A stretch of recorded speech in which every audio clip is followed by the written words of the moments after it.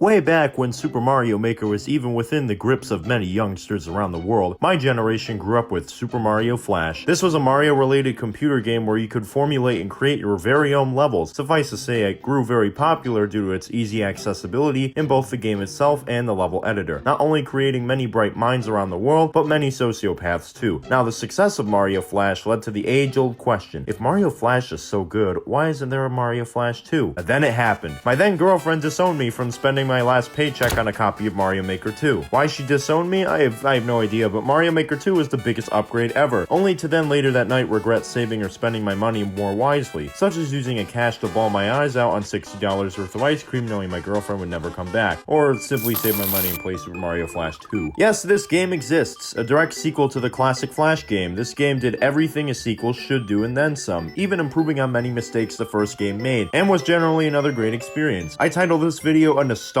improvement, not because it's better than the other Mario games made before it, but simply because there was a vastly larger improvement over the first Super Mario Flash, which actually counts as a prior Mario game. Avoiding confusion now, the advancement of the SMF2 spans across many spectrums, such as the enhanced graphics, the level development system being an overall renovation, the story still remaining as painful as Porcupine Cock, and so much more. So enough blabbering on about the game's Dicko mode status, let's just jump into the game like Mario to Goombas.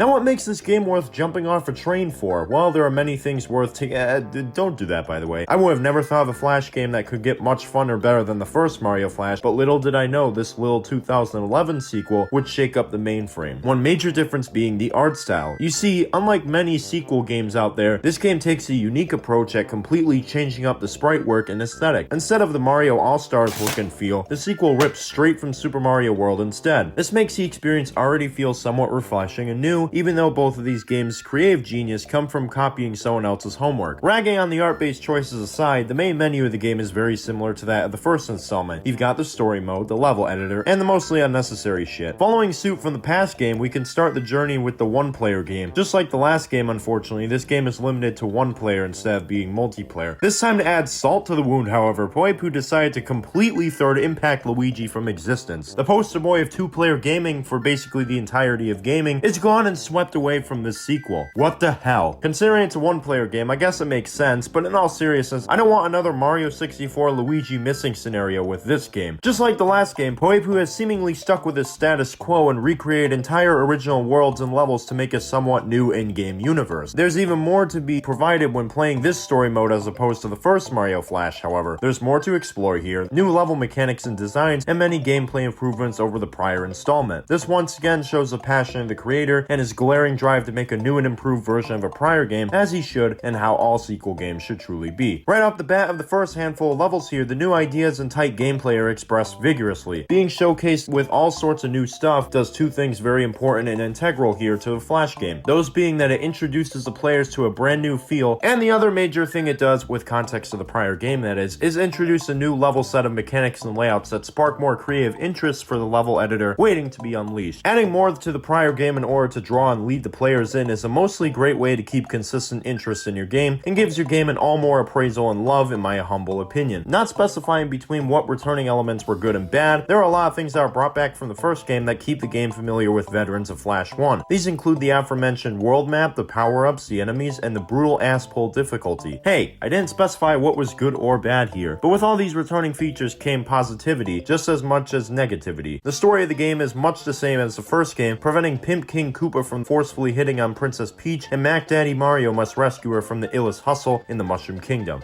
Okay, maybe it wasn't that dramatic, but it's basically the first game's plot excluding homie Procureur Luigi. It's just like every other Mario game in existence, that is excluding anything Mario RPG, sports, and excluding the complexity of Hotel Mario's story building context. The controls here are almost the exact same thing as the prior Mario Flash, albeit with some major changes and additions. The left and right arrow keys still move you to the left and right, the up key makes you jump, and down makes you crouch, which can also be done while you're little this time. And the spacebar makes you shoot fireballs along with using Yoshi's ton. More new changes and features to the game in addition to the X button, which allows you to pick up various items in the game. The C key is a new choice of control, where clicking it makes your contained item chosen for battle. To make up for the lack of run function, when you move forward with a constant pace and approach of the triangle block, you automatically run upwards on it. Also, when you have the cape power up, you can hold X and then jump to perform the flying ability. Pressing down on the arrow keys while at the slope will make you slide just like any other Mario game, and pressing up on the key will make you swim while underwater. Intricate changes and tweaks and details made in this sequel are a good piece of evidence that there is a whole intent to make this game somewhat better than its predecessor. In my Mario Flash 1 review, there is a tidbit where I said the game would be a bit more complex control-wise. I understand that it would have complicated the controls even more, and if I were to ever edit it and add controls, it'd make it more advanced. Well, it turns out I was kind of wrong, as the control additions and fixes in this game turn out just fine. Unfortunately, the game's control wasn't entirely an improvement, as the physics still remain the same, and you still cannot control your jump height, and you still cannot run. This, however, does not outweigh the praise that I believe is slightly deserved when referring to Poe and his attempts at game improvement. Now, unlike the last game, there's a different way to unlock and access certain cheats. Instead of having to go all the way back to the menu to insert the codes, you can access them mid-game. On the world map, you can press C and H on the keyboard while selecting a stage, and it makes it so you skip the entire level. Not only this, but it gives you an entire room of in-game power-ups to choose from. Even though these are cheats, which ethically speaking should not be a means to an end, but whatever, there is even more improvement here with the cheats. Once again, rising above the first game's grandeur and doubling it like a double cheeseburger at McDonald's that inevitably becomes an incorrect order. Thankfully for me and many gamers playing this piece alike, the game is an overall return to form with the most splendid of ways, saying the powdered premise of the gameplay and story just right there where it doesn't burn out and become too extensive, and to the point of staying fresh and new to anyone playing from the last game. The game is topped with a flavorful new pixel palette, keeping the game somewhat different and familiar in terms of color. Flaky and crispy control additions sprinkled all over in the spread of the playthrough, plenty of new ingredients add a punch to the new R.I.P context of the mix, and the twisted and combined forms of a smooth, silky, and delicious ice cream cone that is Super Mario Flash 2. Now, despite being a connoisseur and dessert being very tasty and not coming before the actual meal, the main course of this game's content comes with, drumstick roll please,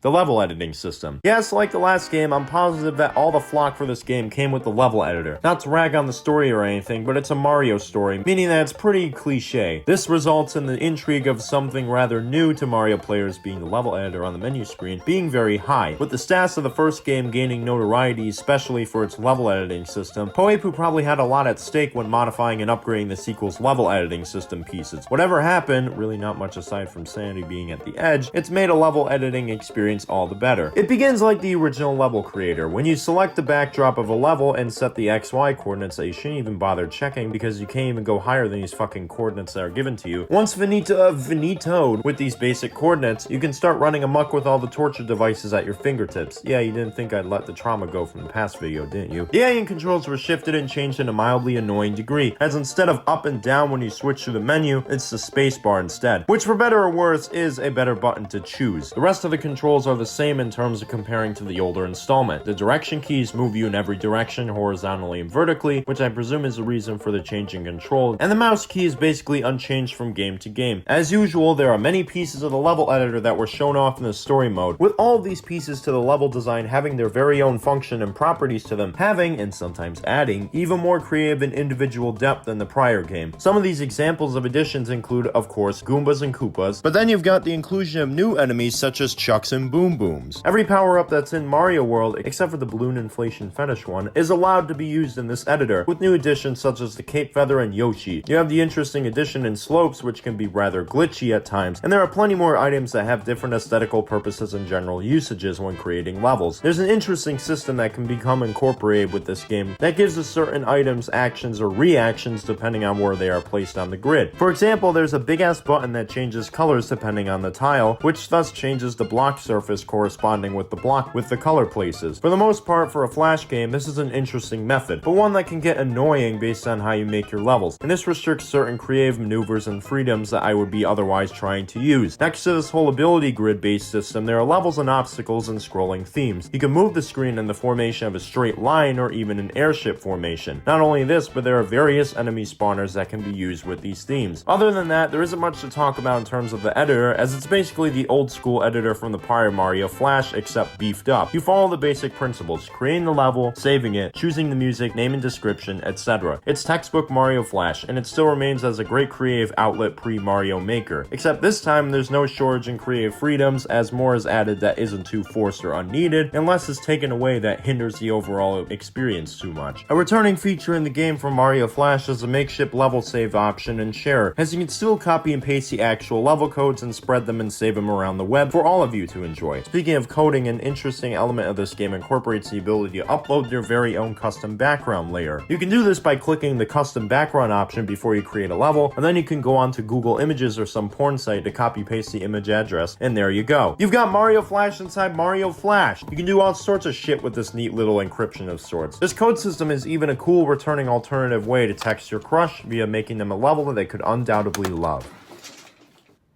What the fuck? And that's the video. The final motif I wanted to express in this video before I sign off and drown you guys in 20 minutes of promotion, not really, is that Mario Flash 2 is the epitome of an improvement over its predecessor, but also containing a respect of sorts for the original piece, keeping the natural flow and order of things that Mario Flash set the stages for, but also graciously improving on it and adding and building up on it to make a game a whole better experience. And not only this, but through this video I kind of wanted to express an appreciation for this game's existence as a sequel and as a decent fan-made Mario game. This video and the last were all 100% honest in what I had said. No irony, no jokes, well, kinda, just pure sentimental glorification. Super Mario Flash started it, while Super Mario Flash 2 expanded it even more, adding so many new premises and mechanics and designs and replay value while sticking to the first game's appeal. It's all what sequels should really be about, in my opinion. Expansions of the prior games while keeping the same feel and concepts that made the first game so great. Mario 2 has seemingly everything in this experience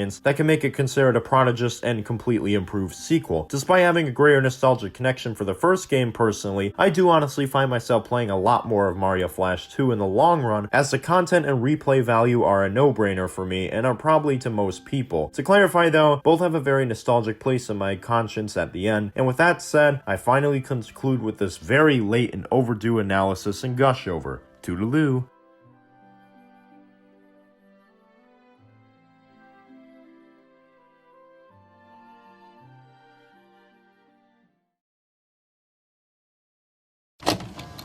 And the whole drawing style seems sketchy to me, and the story is all over the map, from the rousing adventure to the sweet and clawing scenes. I saw Balto about 6 weeks ago, and I haven't thought about it since, which is most unlike me for a good children's film. Well, I liked it, Gene. It's not in the category of the great animated films. Sure, the animation isn't at the Disney level. It isn't. But the story was interesting. The fact that they have to go and get this medicine, and he's got the evil dog who you didn't even mention, who was trying to set things up to blackmail him and make him look like the bad dog when really he's the hero. And then the local kids who are involved in the whole struggle, and then all of that stuff involving the ice and the snow and the caves that they get caught in. Kids will enjoy this movie.